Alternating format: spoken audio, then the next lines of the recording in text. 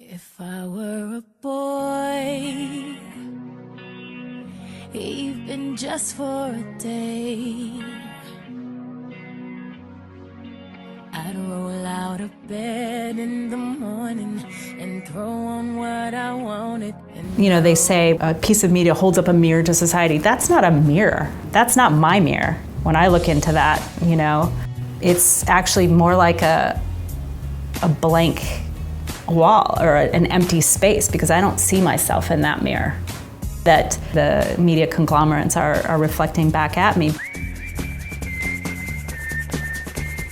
There's less than 3.7% of women who are in the cinematography union. What kind of camera is that? This is a Canon 60D. The percentages of women of color behind the camera, you know, it's just crazy. Can I see how it works? Sure. So I thought I have to get them at an age where they can then say, this is what I want to do. How do I do it? And can you just say that we have your permission to use this video? You have my permission to use this video. Today we're doing the activity Man on the Street. So what we are doing is we're going to ask pedestrians a few questions about our story, or that relate to the story that we're going to be doing. That will be our final product. Okay. What's your story? It's about self-harm in teenagers. Anytime that you're not allowing yourself to truly express your emotions and to do it in a way that's healthy and a way that you can cope with it, you're really harming yourself by not allowing yourself to freely express yourself, you know? Rosanne, roll camera. Hi. Hi. Thank you so much for doing this. You're welcome. So, could you tell me your name? My name is Amie Williams. And Amie, what are you? What am I?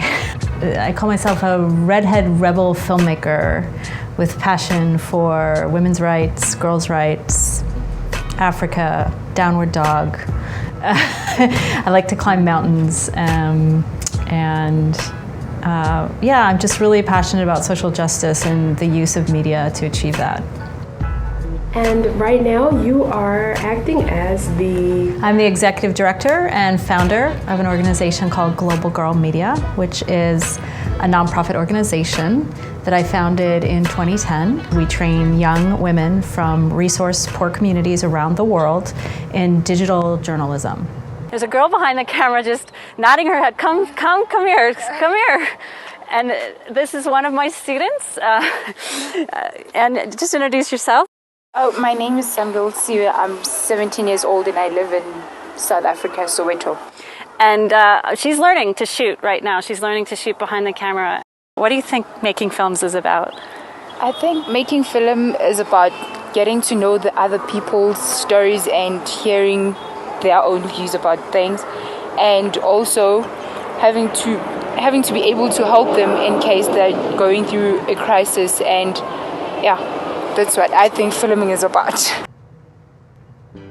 I grew up in Wisconsin, and I feel like it was a really good place to grow up, but it was very bland, and I was bored really early on.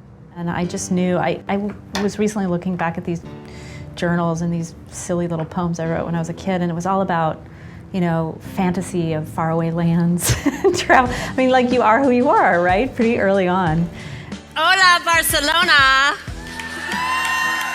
I've been dying to say that all day. I just did a TED Talk about how I came to filmmaking because I was not in undergrad studying film at all. So have you ever had a moment when your life takes a 90-degree irrevocable turn?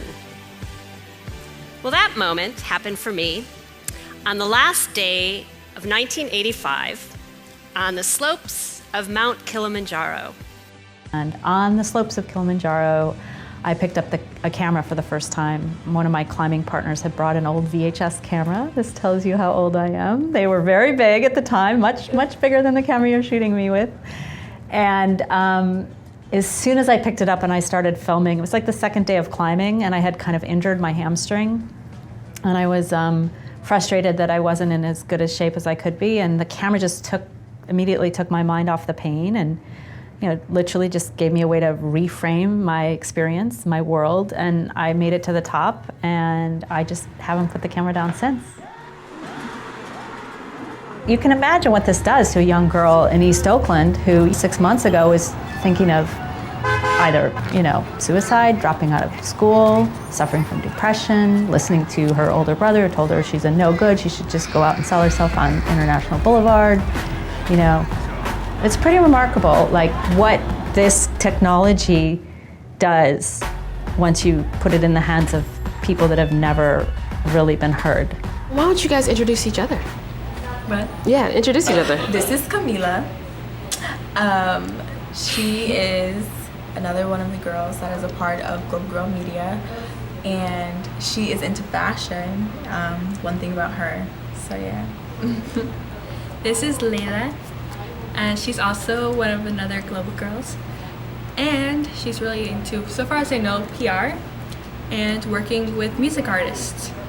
What I try to do is get them to believe in their own voice and why their voice matters, why their voice is important, why what they are experiencing in their lives is unique in all the world, and why the world needs to hear it.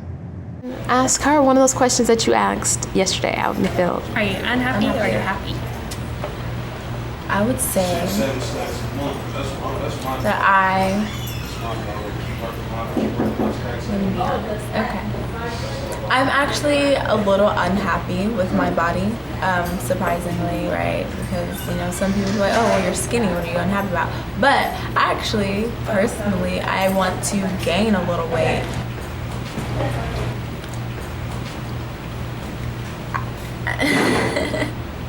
This is weird to talk about because I don't really talk about this. This is actually very interesting.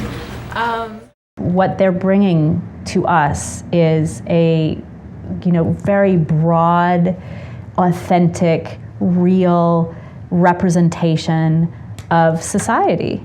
If we don't teach these girls that they are unique in the world and that the world needs to hear their voice, then we all are going to lose out.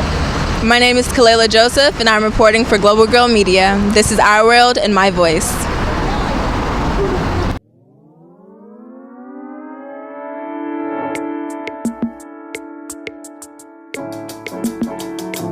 My voice matters because I am important. My voice matters because everyone has a chance to speak up. My voice matters because women with curves are criticized instead of praised.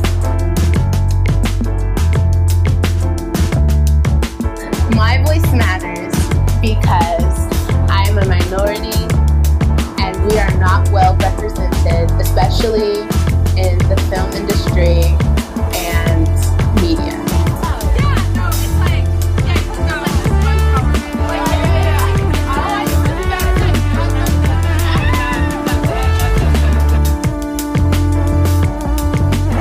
My voice matters because we are all important. My voice matters because once one person starts speaking out, more are inspired to do so.